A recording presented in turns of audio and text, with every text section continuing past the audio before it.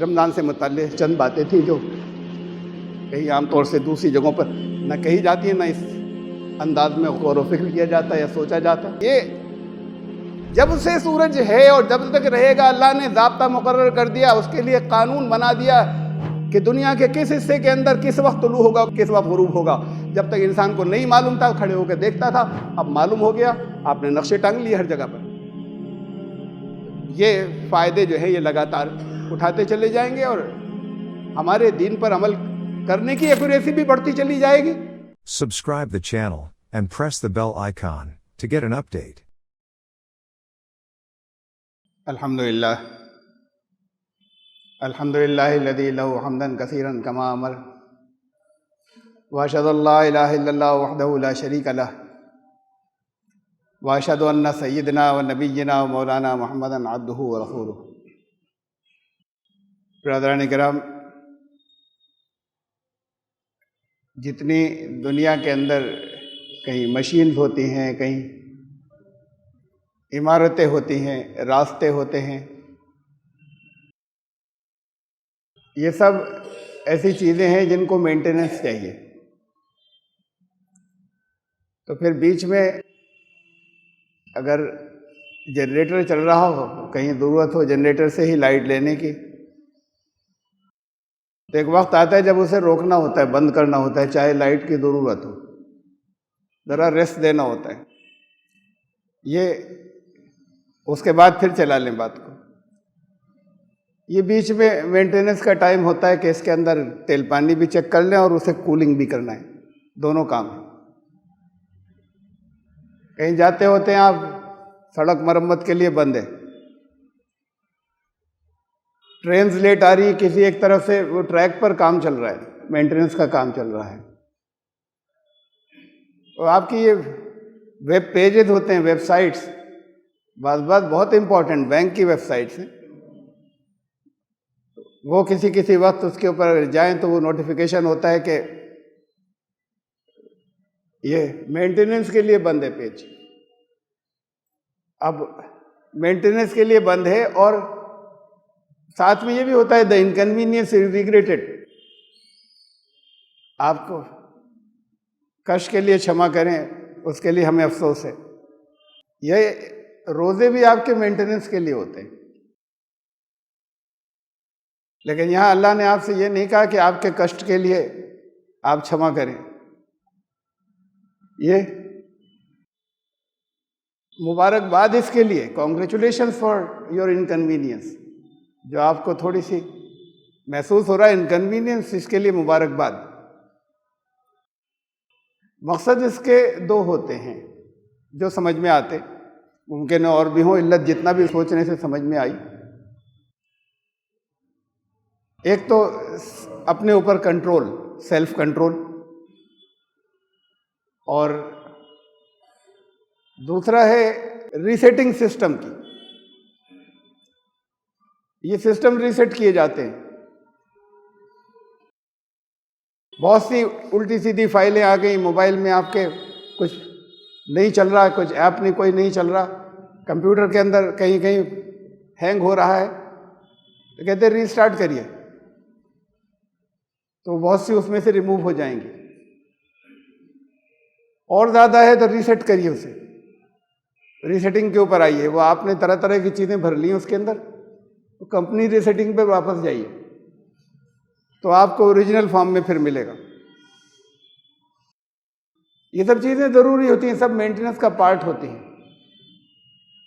तो रोज़े की जो इल्लत है या मकसद है रमज़ान के रोज़ों की, वो नंबर एक तो ये कि अपने ऊपर कंट्रोल रखना, क़ुव्वत बर्दाश्त खुद, और दूसरी है सिस्टम रीसेटिंग, कि आपके सिस्टम को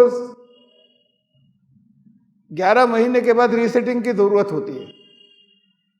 और ये रीसेटिंग कैसे हो, ये बताया अल्लाह ने और समझाया उसे, और रसूलुल्लाह सल्लल्लाहु अलैहि वसल्लम ने, और उसकी तफसील बताई। तो फिर ये अगर नहीं है तो बहुत सी फजूल चीज़ें जो हैं वो आप, जैसे एक्स्ट्रा फाइल सब भरी होती हैं और वो कभी हैंग कराती हैं, कभी कोई गलत रिजल्ट दे देती हैं। तो ऐसे ही फिर ये भी होगा कि वो आपके बहुत सी चीज़ें जो हैं अगर ये नहीं किया जाए तो फिर बहुत सी गड़बड़, बहुत सी खराबियां रह जाएंगी। सब्र जो है इसमें, इसे देखे अपने आप पर कंट्रोल, सेल्फ कंट्रोल, इसे कहते हैं कुरान की ज़बान में सब्र। और वो जो रीसेटिंग है, मेंटेनेंस, उसे कहते हैं कुरान की ज़बान में तज़किया। तो ये दो हुई रोज़े की इल्लतें या उसके मकसद। इससे क्या रिक्वायर्ड है, क्या चाहिए, क्यों करवाया गया? सब्र पैदा हो और तज़किया हो। ये तज़किया जो है ये रीसेटिंग है। सब्र के बारे में कुरान करीम ने फरमाया कि इन्नल्लाह मअस साबिरीन, सब्र करने वालों का इनाम खुद अल्लाह हो जाता है, वो ही साथ हो जाता है। और तज़किये के बारे में फरमाया कि क़द अफ़लह मन तज़क्का, वो पार हो गया, मुराद को पहुंच गया, फलाह पा गया, उसकी खेती कट गई, जिसने अपना तज़किया किया। तो ये रोज़ों की ये इल्लत हुई, ये दो हैं। उसको मैंने आपको इधर मॉडर्न साइंस की लैंग्वेज में बताया और फिर ये इस्लाम की टर्मिनोलॉजी में इसे क्या कहते हैं, और उसके कुरान ने खुद बताया कि इससे क्या फ़वाइद है। यानी ये तो सीधी सब्र के क्या फ़वाइद हैं, अल्लाह साथ हो गया, तज़किये से अपनी मुराद पा गए, फलाह पा गए। अब ये जो रखवाया गया रोज़ा, अब इसका एक प्रिस्क्रिप्शन है जो बताया रसूलुल्लाह सल्लल्लाहु अलैहि वसल्लम ने कैसे थे। अब कितनी चीज़ें आज हम पर खुलती चली जा रही हैं। अब पहले के बाद लोग थिंकर्स थे, वो सोचते थे कि फाका करने से तो नुकसान होता है। इनके यहाँ हिंदू धर्म के रिफॉर्म जो कहलाता है, आज हिंदू धर्म जो कहलाने लगा है सनातन धर्म, उसके रिफॉर्मर्स में एक स्वामी दयानंद सरस्वती थे, जिन्होंने आर्य समाज की बुनियाद रखी। उन्होंने बड़ी मुखालफत की, बड़ा मजाक उड़ाया, ये हिंदू भी व्रत और फास्टिंग करते हैं, उपवास रखते हैं बहुत से मौक़ों के। तो उन्होंने कहा ये कि अपनी सेहत को कमज़ोर करना, इसे धर्म बना लिया। ये सब फजूल बातें हैं। धर्म ये थोड़ी चाहता है कि तुम कमज़ोर हो जाओ, धर्म चाहता है स्ट्रांग बनो। अपने दौर में जो कुछ उन्होंने सोचा, जो अच्छा समझा, वो उन्होंने लोगों से कहा। ये फ़र्क होता है इंसान की अपनी अक्ल में और वही की रहनुमाई में, या पैगम्बर सल्लल्लाहु अलैहि वसल्लम की रहनुमाई में, ये फ़र्क होता है। कितनी ही मसलहतें उसकी ऐसी होती हैं, जो चीज़ें बताई गई उसको पहले कह दिया गया था किसी और ज़बान में, इससे रहमत के फरिश्ते आएंगे, फलां बात से नहीं होंगे। उसे लोगों को जब समझ में नहीं आती साइंटिफिक लैंग्वेज, और जैसे जैसे वक्त गुजरता गया हमें कायनात में जो अल्लाह की आयत नज़र आती चली गई।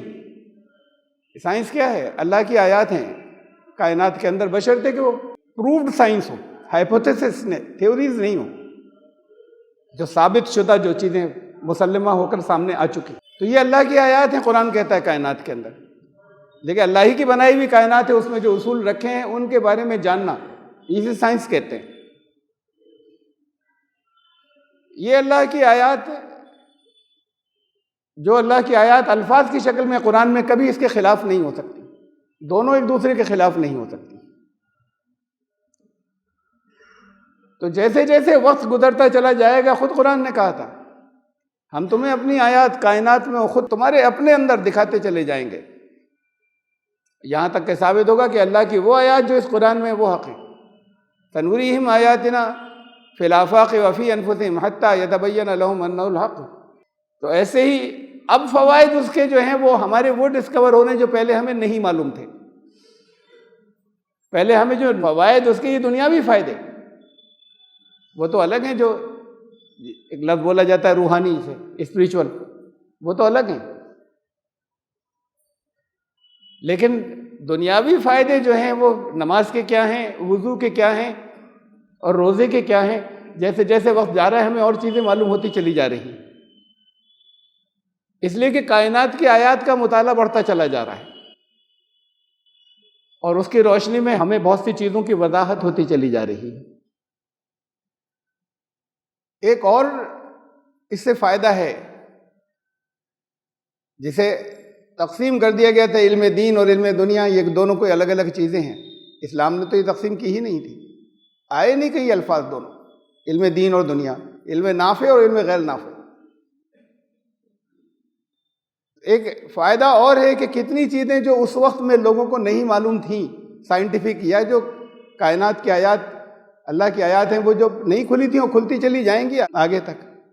उसकी रोशनी में उन्होंने कुछ फैसले किए थे अपने दीन से मुताल्लिक़। वो जो चीज़ें बहुत ज़्यादा वाज़ेह नहीं थी, तफ़क्कुर गौर व फ़िक्र उस दौर के हिसाब से जो कुछ अल्लाह ने उनसे तफ़क्कुर करवाया, सोचा उन्होंने दुरुस्त, अपनी जगह दुरुस्त, अपनी मेहनतें हैं उनकी, लेकिन बाज़ चीज़ों की फिर इस्लाह करनी ज़रूरी होगी।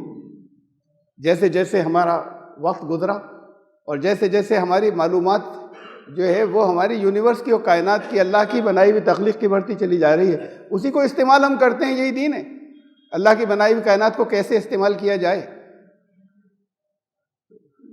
तो कितनी ही चीज़ें ऐसी हैं कि जो बहुत एक्यूरेटली वाज़ेह होती चली जाएंगी। अब मसलन कितना पानी ऐसा हो हौज़ का कि वो उसे पाक माना जाए या नापाक माना जाए, तो पहले के पैमाने एक तजुर्बे के थे और ठीक थे कि वे हौज़ के, उसे हम माए कसीर कहेंगे, यानी उस गंदा नहीं होगा, सब लोग वुज़ू करते रहें। वो ज़्यादा पानी की तारीफ में आएगा जिसमें एक किनारे के ऊपर अगर लहरें पैदा की जाएं तो दूसरे किनारे पे असर न पहुंचे, दूसरे किनारे तक। एक किनारे पे कोई रंग मिल जाए तो दूसरे किनारे तक असर न पहुंचे। एक किनारे तक कोई स्मेल अगर हो तो वो दूसरे किनारे तक असर न पहुंचे, उसे हम माए कसीर कहेंगे, वो पाक रहेगा, उसमें सब वुज़ू कर सकते हैं। ये पुरानी, अब न कुरान में है न हदीस में है, लेकिन लोगों ने अपने तजुर्बे से अवाम के लिए कुछ चीज़ें तय की थी, बहुत वो दुरुस्त थी उस वक्त के हिसाब से। अब हमारे पास ज़राए हैं कि पानी का कंटेमिनेशन, कितना पानी ऐसा है कि जो नुकसान करने लगेगा, उसका हम कंटेमिनेशन जो है वो उसका तज्जिया कर सकते हैं और मालूम करा सकते हैं कि ये पानी हम इस्तेमाल के लिए मुनासिब है या नहीं है, नुकसानदेह तो नहीं होने लगा। अब ज़राए बदल जाएंगे और ज़्यादा एक्यूरेट होंगे, मकसद तो यही था ना। ऐसे ही बहुत से हमारे दूसरे और बहुत से मसाइल हैं, मैं सबका यहाँ पर तज़किरे की ज़रूरत नहीं है, मौजूद रोज़े का रमज़ान शरीफ के अंदर। ये अब हमें अभी मालूम हुआ कि इंटरमिटेंट फास्टिंग अब बड़ा एक फैशन हो गया, नाम तो खूब चल पड़ा, बहुत से मर्ज दूर हो जाते हैं इसके समेत कि वेट कंट्रोल में रहता है वज़न, और वज़न का बढ़ जाना बहुत सी बीमारियों की जड़ है। लेकिन उसके अलावा और बहुत सी बीमारियां इंटरमिटेंट फास्टिंग से ठीक होती हैं। इंटरमिटेंट फास्टिंग जैसे कहते हैं कि ये जो आपके 3 वक्त का खाना पीना है, उसके अलावा भी जब दिल चाहा कुछ थोड़ा बहुत खा पी लिया, हल्का फुल्का स्नैक इन 3 वक्त के अलावा, ये नाश्ता, दोपहर का खाना और रात का। इसके बजाय थोड़ा सा वक्त मुकर्रर कर लें, बस इस बीच में खाएंगे और फिर बाकी वक्त खाली टोटल छोड़ने के, इस वक्त कुछ नहीं। ये इंटरमिटेंट फास्टिंग है, इसके बहुत फायदे आ रहे हैं। जगह जगह जो फिजिशियंस हैं, कहीं पर डॉक्टर्स हैं, कहीं हेल्थ प्रैक्टिशनर्स हैं, वो रिकमेंड कर रहे हैं क्लाइंट को कि ये इंटरमिटेंट फास्टिंग कीजिए। वो कहते हैं 10 घंटे से लेकर, ये अलग अलग हैं अब सबके, कहीं 12 घंटे तो आप खा पी सकते हैं, 12 घंटे बिल्कुल अब बीच में नहीं खाएंगे कुछ। कहीं यह है कि नहीं 10 घंटे का और 14 घंटे का हो गया, 12 के बजाय, अलग अलग तरह से रिकमेंड करते हैं। तो ये फास्टिंग का पीरियड तकरीबन 10 से 16 घंटे का अलग अलग, भाई हर एक नहीं 16 घंटे रोज का बर्दाश्त कर पाता, उनसे कहते हैं 12 घंटे करो, 12 घंटे कुछ मत खाना। और ये काफ़ी दिनों तक ये कहते हैं जितना जारी रख सकोगे, बीच में छोड़ भी सकते हो, फिर दोबारा शुरू कर देना, तो उतना फ़ायदा होगा। ये रिकमेंडेशन अल्लाह की इंटरमिटेंट फास्टिंग, अल्लाह की तरफ से की हुई, कि तुम साल भर के बाद जब सिस्टम रीसेटिंग की ज़रूरत है, अब मेंटेनेंस की ज़रूरत है बॉडी को, तो 11 महीने के बाद अब 30 दिन तक लगातार, इस बीच में नहीं छोड़ा जाएगा, ये इंटरमिटेंट फास्टिंग होगी। और क्या निज़ाम दिया है अजीब। दुनिया के कुछ हिस्सों के अंदर दिन बड़े होते हैं और रातें छोटी होती हैं, कुछ हिस्सों में बिल्कुल उसी वक्त जो दूसरे किनारे हैं वहां पर दिन छोटे होते हैं, रातें बड़ी होती हैं, रिवर्स होता है। चांद से जो हम गिनती करते हैं रमजान की शुरुआत की और हर महीने की, उसकी हिकमत ये है कि ये सर्किल में रहे, ये राउंड में रहे, ये बदलते रहें, कि जहां पर इस वक्त दिन बड़े होते हैं वहां साल में फिर वो दिन आएंगे, रमजान उन दिनों में आएंगे जब दिन छोटे हो जाएंगे, और दूसरी जगह जहां दिन छोटे होते थे वहां बड़े हो जाएंगे। जिंदगी में कई मर्तबा ये तब्दीलियां होती रहें और हर तरह की ऊंच नीच से और हर तरह की इंटरमिटेंट फास्टिंग से गुजर जाएं। तो अब पोजीशन ये है कि जैसे हम दिसंबर और जून, इसमें हम अमेरिका को देखें, ऑस्ट्रेलिया को देखें, बिल्कुल उलट हैं एक दूसरे से। वहां दिन बहुत छोटे होंगे, सर्दियां होंगी, अमेरिका में, ब्रिटेन में बहुत सर्दियां होंगी, दिन बहुत छोटे होंगे, रातें लंबी होंगी, और इधर ऑस्ट्रेलिया के अंदर दिन बहुत बड़े होंगे, बड़ी गर्मियां होंगी, और फिर ये बदल जाएगा 6 महीने के बाद। तो अब रमजान बारी बारी हर सीजन में आएगा। एवरेज जिंदगी के अंदर, औसत जिंदगी में 3 बार तो कम से कम सर्कुलेशन ये होगा हर एक की जिंदगी के अंदर। तो अब औसत जो निकल कर आता है मुख्तलिफ जगहों पर, कहीं 10.5 घंटे का रोजा जो एक्सट्रीम सीजन है उनमें, और उसी वक्त दूसरी जगह 18 घंटे का रोजा। ये 2 लिमिट्स आ रही हैं, 10 घंटे, 10.5 और 18। इनकी इंटरमिटेंट फास्टिंग वालों ने अपनी समझ से रखी थी 10 से 16। तो जो लिमिट कुरान ने बताई वो इंटरमिटेंट फास्टिंग की, कि इससे तुम्हारे ये सिस्टम, बहुत सी तकलीफें, बहुत सी परेशानियां, हेल्थ प्रॉब्लम बहुत सी सॉल्व हो जाएंगी, लेकिन लगातार करना है। और कभी 10 घंटे होगा वो, कभी 18 घंटे की होगी, ये बदलता रहेगा, ये एक फिक्स नहीं होगा।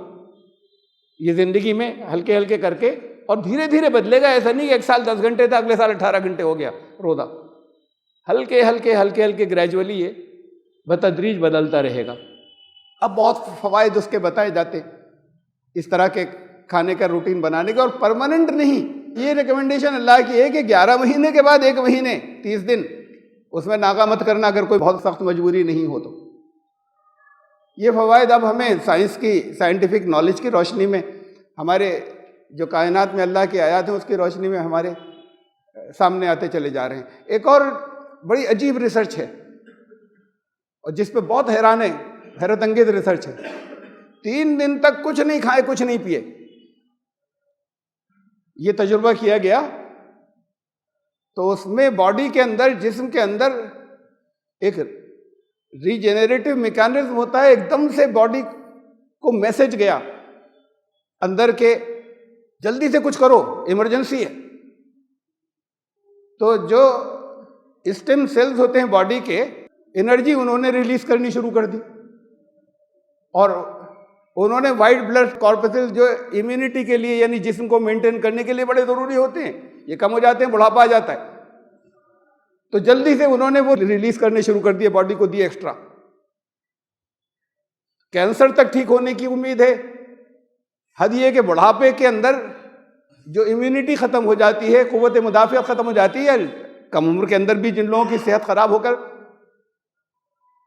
तो ये बॉडी जहां वो अब नहीं बनेंगे मरते दम तक, अब बॉडी के अंदर वो वाइट ब्लड सेल्स अब नहीं बनेंगे, हल्के हल्के कम होते चले जाएंगे जिंदगी भर। यही बचाते हैं अमराज से, और ये इनकी रफ्तार कम होती चली जाती है जैसे जैसे उम्र बढ़ती है, इनकी मिकदार कम होती चली जाती है बनने की। ये जो 3 दिन का फाका था जिसमें न खाना ना पानी, उसमें बॉडी ने इमरजेंसी में बना दिए, बुढ़ापे में बना दिए, रीजनरेट कर दिए वो सेल, जिससे फिर वापस एनर्जी आ गई, और वापस वो जो अब नहीं आनी थी मरते दम तक और कम होती चली जानी थी, बीमारियों से लड़ने की कुव्वत और ताकत और एनर्जी। तो ये बड़ी अजीब एक रिसर्च सामने आई, लेकिन ये अल्लाह ने जिस्म के अंदर इंतजाम रखा था। दलदलों में इसमें कितने कितने दिनों के बाद लोगों को निकाला जाता है, जिंदा मिल जाते हैं। बॉडी को इमरजेंसी मैसेज जाता है, और उनका इमरजेंसी मैकेनिज्म काम करता है, फिर जिंदा रखता है, आम हालात में मर जाते हैं।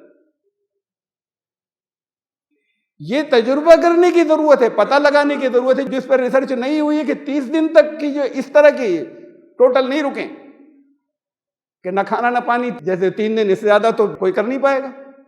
30 दिन लगातार नागे नहीं हो, अगर ऐसी इंटरमिटेंट फास्टिंग हो जैसे इस्लाम ने बताई, तो उसके क्या रिजल्ट आएंगे, इस पर कोई रिसर्च आज तक नहीं की मुसलमानों ने, मतलब साइंटिफिक रिसर्च जिसमें डेटा हो लाखों के इतने लोगों पे ये तजुर्बा हुआ, इतने लोगों पर ये तजुर्बा हुआ जो रोजा नहीं रख रहे थे, और जो रोजा रख रहे थे उनके ऊपर ये तजुर्बा हुआ, तो फिर बड़े हैरत अंगेज नताइज सामने आ सकते हैं। लेकिन हमें हिंट्स तो मिल रहे हैं ये जो जितने तजुर्बात हुए उससे। ये तो एक रुख था। एक और बात है, यानी ऐसे हमारी एक यकीन के अंदर इजाफा होता चला जाता है कि चीज़ें दुरुस्त साबित होती चली जाएंगी। पहले खाली अजर सवाब की वजह से रखते थे, अल्लाह की रज़ा है, अल्लाह का हुक्म है इसलिए, लेकिन अल्लाह का हर हुक्म आपके लिए मुफीद है यहाँ इस दुनिया में भी। और फिर एक और बात कि हमारे बहुत से मसाइल, फ़िक़ही मसाइल रसूलुल्लाह सल्लल्लाहु अलैहि वसल्लम के दौर के बाद आने लगे बहुत से निकल कर, वो जो पिछले दौर में नहीं थे। अपने अपने दौर में फ़ुक़हा अपनी अपनी अक्ल से उसे तय करते रहे। बहुत से ऐसे होने चाहिए अब कि मौजूदा दौर के अंदर साइंटिफिक जो नॉलेज है उसकी रोशनी में अब उसे नजर सानी उन पर किया जाए। मसलन रोज़ों में बहुत बड़ी तादाद में फ़ुक़हा जो है वो इंजेक्शन अलाउ करते हैं, इसलिए कि उनका इंजेक्शन का क्या है भाई, मसल्स में लग रहा है ना, मसल्स से कोई मैदे में तो कुछ भी नहीं जाता, नहीं जाता, बात सही है, मैदे में तो कुछ नहीं जा रहा। किसी ने कहा कि ये अच्छा, ये तो मस्कुलर तो ठीक है, इंट्रामस्कुलर जो मसल्स में लगाते हैं, लेकिन वो इंट्रावेनस जो आईवी यानी जो नसों में लगाते हैं वो गलत है। किसी का नहीं, वो भी सही है, मैदे में थोड़ी जा रहा है जो कुछ भी जा रहा है। तो जब मैदे में नहीं जा रहा, वो डायरेक्ट खून के अंदर इंजेक्ट किया जा रहा है जो कुछ भी है, तो फिर ये जायज़ है। बाद ने कहा कि नहीं, अगर ये देखा जाएगा कि दवा इंजेक्ट कर रहे हैं या कोई न्यूट्रिशन, उससे एक एनर्जी मिल रही है, अगर एनर्जी मिल रही है ऐसी चीज इंजेक्ट कर रहे हैं तो रोजा टूटेगा, और अगर दवा इंजेक्ट कर रहे हैं तो कोई बात नहीं। इल्लत क्या है, मकसद क्या है, इसमें जरा गौर कीजिए। यानी दवा अगर जा रही है खून में तो कोई हर्ज नहीं है, तो फिर मैदे में जाने में क्या हर्ज है भाई, खाना पीना मत खाइए, तो फिर मैदे में जाने में क्या हर्ज है, खून में चली जाए मैदे में ना जाए। बात तो यह है कि दवा जाए या न जाए, या मैदे ही से फर्क पड़ रहा है। बहस बहुत लंबी होगी, लेकिन मुख्तसर मैं आपको बताऊं, कोई चीज ऐसी नहीं है कि बॉडी के अंदर इंजेक्ट की जाए जिसम के चाहे जिस मकाम में। बाद वो होते हैं जो खाली टिश्यूज के अंदर बड़ी छोटा सा प्रिक करके कुछ चीजें इंजेक्ट करते हैं, बाद इंजेक्शन मसल्स में होते हैं, इंट्रामस्कुलर, बाद इंट्रावेनस होते हैं, और बाद इनहेलर्स होते हैं। फेफड़ों में जा रहा है, मैदे में तो कुछ नहीं जा रहा, कह रहे हैं खून में भी नहीं जा रहा, हर चीज खून में जा रही है। इसमें से एक भी ऐसा नहीं है जो खून में नहीं जा रहा। ये मैदे वाला भी, मैदे क्या करेगा, मैदे से क्या हो रहा है, मैदे से जब छोटी आंत के अंदर जाता है वहां पिसने के बाद खाना, तो फिर उनका अलग अलग पैंक्रियाज अपना काम करते हैं, और मुख्तलिफ जो किडनीज हैं वो अपना काम करती हैं, खून की सफाई वगैरह, और फिर उसके जो न्यूट्रिएंट जो अज्जा बन जाते हैं वो ब्रेक होता है खाना, मुख्तलिफ विटामिन और मुख्तलिफ अज्जा के अंदर। वो खून जाता है हार्ट के अंदर, वहां से पंप हो जाता है पूरी बॉडी में, उनके सेल्स को पहुंचता है, तो इंसान जो है वो बड़ा हो रहा है, एनर्जी मिल रही है उसे खाने पीने से। इसमें वक्त लगता है कुछ, वो जो नस में दिया उसे फौरन हो जाता है बहुत जल्दी, कभी एक आध मिनट में, कभी सेकंड्स में, इससे भी जल्दी हो जाता है। कोई दर्द किसी के कम नहीं हो रहा तो कहते हैं इंजेक्शन दिया जाएगा, गोली से काम नहीं चलेगा। क्यों भाई, गोली मैदे में जा रही थी ना, अब इंजेक्शन लगा दिया कि नहीं, अब इंजेक्शन देना पड़ेगा, उससे काम नहीं चल रहा है, इसलिए कि ये जल्दी जा रहा है ब्लड में, ये भी मस्कुलर भी ब्लड में जा रहा है, और उससे जल्दी जा रहा है मैदे से। मैदे का तो एक प्रोसेस है पूरा जाने का उसे, और इंट्रावेनस और जल्दी जा रहा है। और मैदे से या खाने के मुकाबले में ये जो इनहेलर्स हैं जो सिर्फ फेफड़े में जाते हैं, सचमुच फेफड़े में जाते हैं, वो वहां से भी उसके कंटेंट्स ब्लड में जाते हैं, खून में। फेफड़े खून को साफ करते हैं ना, वहां से कंटेंट्स खून में ही शामिल होते हैं। अब ये तो बहुत आम बात है कि वो लोग जो एज़मा वाले, दमे वाले, इनहेलर्स अलाउ करते हैं ना, ये सोचकर फुकाहा ने तय किया कि भाई फेफड़े में जा रहा है ये, अच्छा फेफड़े में जाने से अगर रोजा नहीं टूटता तो स्मोकिंग क्यों मना है? फेफड़े में जा रहा है, मैदे में कुछ नहीं जा रहा। क्योंकि नहीं, ये दवा हुई, वो एक अलग नर्व। अरे बात क्या है, दवा हुई तो फिर मैदे डायरेक्ट खा लो दवा, अगर दवा इजाजत है तो। हर चीज जानी मना है। असल बात ये आ रही है निकल के, और वो सब ब्लड में ही शामिल हो रही है। प्रोसेस अलग अलग है, मैदे के मुकाबले में ज्यादा जल्दी शामिल हो रही है, चाहे वो इनहेलिंग के जरिए हो, फेफड़ों के जरिए हो, और चाहे वो इंजेक्शन के जरिए हो, और ज्यादा जल्दी शामिल हो रही। तो फिर रोजा इन सब से टूटेगा। अब ये जब तक ये साइंटिफिक ये नॉलेज नहीं होगी, या जिन्हें हो गई वो इस पर फिर गौर नहीं करते नए सिरे से। ये इख्तिलाफात है ना अलग अलग। बास कहते हैं इससे नहीं टूटेगा, बास कहते हैं टूट जाएगा, बास कहते हैं कि नहीं अगर न्यूट्रिएंट्स दिए, मुकव्वी चीजें दी तब टूटेगा, और वरना खाली दवा वाली है तो नहीं टूटेगा। ये सब बातें फिर खत्म हो जाती। अरे भाई मरीज है क्यों ना दें, ये भी सवाल आता है ना। कुरान कहता है रोजा मत रखो, फास्टिंग रोजा is for only for healthy people. ये जिम नहीं जा सकते वो लोग जो तबीयत खराब हो, हालांकि वो सेहत बनाने की जगह है। जब कोई ऐसी किसी भी तरह की किसी को ऐसा मर्ज हो, ऐसी तकलीफ हो जो रोजे से बढ़ जाए, तो रोजा न रखे। बढ़ना अल्लाह को पसंद नहीं है कि तो हमारी वजह से, इसकी वजह से तुम्हें तो ये मर्ज बढ़ जाए। रोजे की आयत के बीच में कहा, ये इसके कहने के साथ मन काना मिनकुम मरीदन व सफरिन फइद्दतुम मिन अय्यामिन उखर, ये भी नहीं कहा कोई हरज नहीं है, बल्कि कहा कि उनके लिए बात को गिनती पूरी कर लें जो मुसाफिर हैं और मरीज हैं। और उसके साथ ही ये कहा युरीदुल्लाहु बिकुमुल युस्र, अल्लाह आसानी चाहता है तुम्हारे लिए, वला युरीदु बिकुमुल उस्र, तंगी में डालना नहीं चाहता। ये उसके साथ ही कहा कि अगर मरीज हो तो छोड़ दे। नहीं वो ऐसा मरीज से हम बर्दाश्त करके रख लेंगे, इस्लाम की स्पिरिट के खिलाफ है। अल्लाह की रजा के लिए कर रहे हैं और जो कुछ अल्लाह ने बताया उसकी स्पिरिट के खिलाफ है, फिर कैसी रजा अपने ऊपर तकलीफ देकर। दूसरी चीजों में करिए, वो हसरत ही खाली कबूल हो जाए अल्लाह के यहाँ कि हम भी रख रहे होते। मुख्तलिफ चीजें अलग अलग लोगों के लिए, भाई जिनके पास माल सही नहीं है, हज फर्ज नहीं है ना, ज़कात फर्ज नहीं है, अगर होता तो फिर कितना अजर मिलता ज़कात का। सही ज़कात देते अजर कितना मिलता, वो इन्हें नहीं मिल रहा जो नहीं दे रहे। हज का कितना अजर मिलता जो हज करने जाते, अगर अल्लाह ने इस्तिताअत रखी होती, जो जिनको नहीं है इस्तिताअत वो नहीं जा पा रहे, तो इतना कम हुआ कुछ। उसकी हसरत होगी, कोशिश होगी, उसका अजर मिलेगा। बाकी चीजों के अंदर मुस्तैद रहें, वो जो कमी अल्लाह ने छोड़ी उसकी हसरत का अजर मिलेगा। लेकिन ये नहीं है कि हम कहीं से भी इनका कर्जा लिया या कर्जे लिए चारों तरफ से कर्जदारों के हज को जा रहे हैं, नहीं जा सकते भाई, तुम्हारे लिए इस्तिताअत नहीं, कहा है कि नहीं जाओगे, इस्तिताअत नहीं है तो। ऐसे ही है कि जिनके मर्ज बढ़ने की बात हो, चाहे वो बुढ़ापे में आकर आमतौर से ज्यादा जिद करने लगते हैं, जिनकी उम्र ज्यादा हो जाती है, नहीं रोजा तो मुझे रखना है, फिर आखिरी मौके पे जब वो आखिरी कोलैप्स होने लगते हैं तब तोड़वाया जाता है रोजा कि अब ढह रहे हैं। जिससे चाहे वो कम उम्र के हों और चाहे वो ज्यादा उम्र के लोग हों, अगर वो जो मर्ज है दवा के दरमियान में, दवा या खाने के बगैर अगर वो बढ़ने का अंदेशा है तो नहीं रखा जाएगा। ये दीन की हिकमत नहीं है और अल्लाह की मशीयत नहीं है कि अल्लाह बड़ा खुश होगा अपने आप को तंग करके वो बीमारी बढ़ा के, देखो मेरा बंदा रोजा रख रहा है, जिनसे रखवाने को कहा था उनको रखना है। बुद्धों को सब तरफ से कर्ज लेके चारों तरफ से हज को जा रहा है मेरा बंदा, नहीं है ये।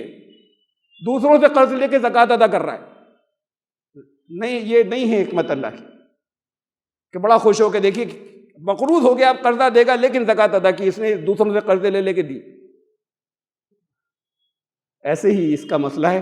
अब हमारे सामने चीज़ें आगे के, वो बॉडी के अंदर जो कुछ भी जा रहा हो, दो चीज़ों के दो मौक़ों पे मना किया रोज़ों को कुरान के, जहाँ पर रोज़ों के कुल 5 आयत, सूरह बकरा की आयत नंबर 187 के अब तुम्हारे लिए हलाल कर दिया गया,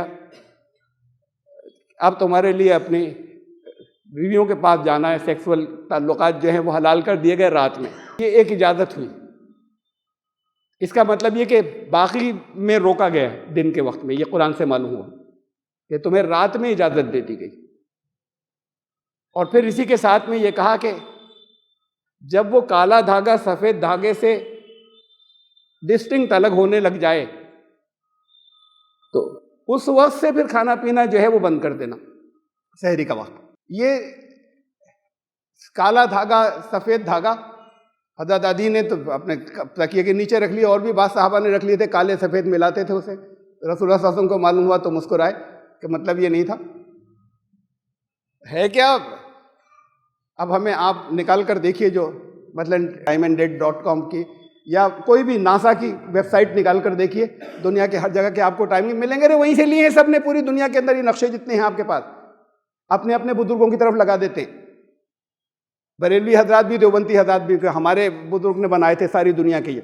और हर दुनिया के हर मकाम पे जाके खड़े होकर होराइजन पे से देखा था सूरज कब तुलू हो रहा है जैसे, और कब गुरूब हो रहा है, और कब सियाही उससे मुमय्यज हो रही है, अलग हो रही है से। ये इनसे लेकर बना, सारे नक्शे इन्होंने दिए, जितनों से आप चलते हैं साइंटिफिक नक्शे, स्पेस साइंटिस्ट ने दुनिया की हर जगह के, जिसमें यह देखा जाता है कि आपका अर्जुल बलद तुलुल बलद यानी लॉन्गिट्यूड क्या हो, लैटिट्यूड क्या हो, उस जगह की हाइट कितनी है, तो फिर कितने बजे सूरज नजर आएगा। हाँ ये तो क्लियर है कितने बजे निकलेगा, कितने बजे रात होगी, लेकिन ये कि कितने बजे रात से खत्म होकर सुबह स्टार्ट होने जा रही है, जिसका नाम आपने सुबह सादिक रखा है, वो कब होगा। ये तो बड़ी हल्के हल्के कालक सफेदी में तब्दील होती है। वो पॉइंट कभी नहीं आता 100% कि जहां आप फाइनल कर दें इसे।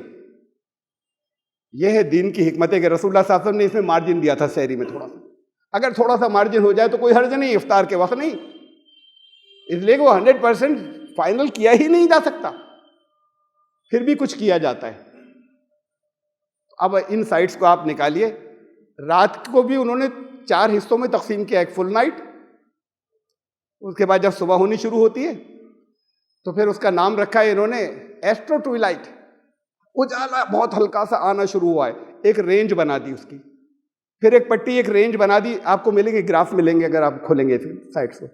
फिर उसके बाद एस्ट्रो के बाद उसके बाद एक और जो है वो एक रेंज बनाई नॉटिकल ट्विलाइट, उसके बाद सिविल ट्विलाइट।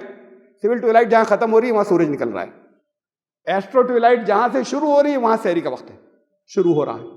अब ये बीच में 3 पट्टियां बनाई, तो ये 3 भी पट्टियां असलन एक नहीं है कि ये एक सी रहेंगी, बल्कि ये भी तो हल्के हल्के बदल रही हैं। ये किया ही नहीं जा सकता मुकर्रर।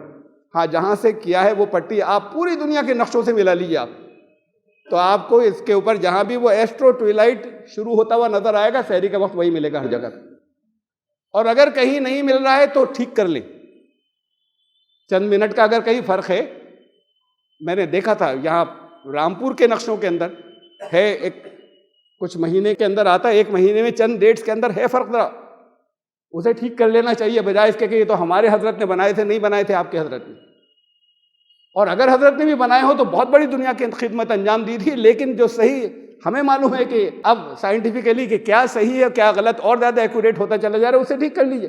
चंद दिनों के अंदर है फर्क उसके अंदर, तो अपने हर नक्शों को साल भर ठीक करते रहें। ये सारी चीज़ें वो हैं कि जो आप दीन की हिकमत और मसलहत जो है वो उसको समझकर ज़्यादा मसाइल के ऊपर ज़्यादा सही तरीके से अमल करते चले जाएंगे। यही असल में मंशा है कि आप इवोल्यूशन हो, बढ़ते चले जाएं। ये नहीं कि स्टैटिक उसूल कभी नहीं बदलेंगे, उनका पर अमल दरामद मुख्तलिफ, जैसे जैसे वक्त आगे जाएगा इंफॉर्मेशन बढ़ती जाएगी, उसमें बहुत सी चीज़ें हमारी ऐसी हैं कि हमारे फ़ैसले पहले के मुकाबले में ज़्यादा एक्यूरेट और ज़्यादा दुरुस्त होते चले जाएंगे।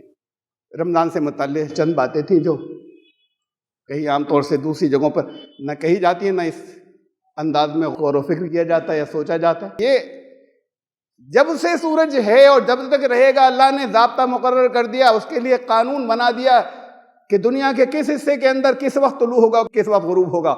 जब तक इंसान को नहीं मालूम था, खड़े होकर देखता था, अब मालूम हो गया, आपने नक्शे टांग लिए हर जगह पर। ये फ़ायदे जो है ये लगातार उठाते चले जाएंगे और हमारे दीन पर अमल करने की एक्यूरेसी भी बढ़ती चली जाएगी। चाहे हमसे बुजुर्गों में से बहुत उनकी खिदमत है, उन्होंने सोचा, बहुत गौर व फिक्र किया और अपने अपनी अकल से सोचा कि कुएं में कितने डोल पानी निकाला जाए कि कुआं का पानी पाक हो जाएगा। ये तजुर्बे से तय किया उन्होंने। ये 100% हर कुएं का मामला एक जैसा नहीं होगा, 100% हर जानवर का मामला एक जैसा नहीं होगा। दुनिया की हर बिल्ली से उतनी ही गिलादत तो किसी से ज्यादा हो जाएगी, किसी से कम हो जाएगी। किसी कुएं के अंदर पानी जो है वो जल्दी रिप्लेस होगा, नीचे से आता है जो अगर हम डोल से निकालते चले जाएं कुछ के अंदर देर से आएगा। लेकिन एक जनरल औसत उन्होंने एक अपने दौर के लिए अकल से बनाया, ना कुरान में था ना हदीस में था, उस वक्त के लोगों के लिए तय किया। अब आपके पास ज्यादा एक्यूरेट तरीके हैं उसे मालूम करने के कितना पानी निकाल दें कि अब पानी जो है वो ताहिर हो गया, पाक हो गया, तो वो तरीके इस्तेमाल कीजिए, बजाय इसके कि नहीं वो हमारे दीन ने और हमारे बुजुर्गों ने असलाफ की बड़ी खिदमत है जो कुछ उन्होंने बताया था। उस वक्त ये ज़राए नहीं थे, आपके पास ज़राए हैं, आप आइंदा के लोगों के लिए दीन को और वादे कीजिए और साफ कीजिए, ये खिदमत आपकी तरफ से होगी। इसके ऊपर इस रमज़ान की आपको कितने फ़वाइद हैं आपके जिस्मानी उससे अलग और आपके तज़किये से अलग।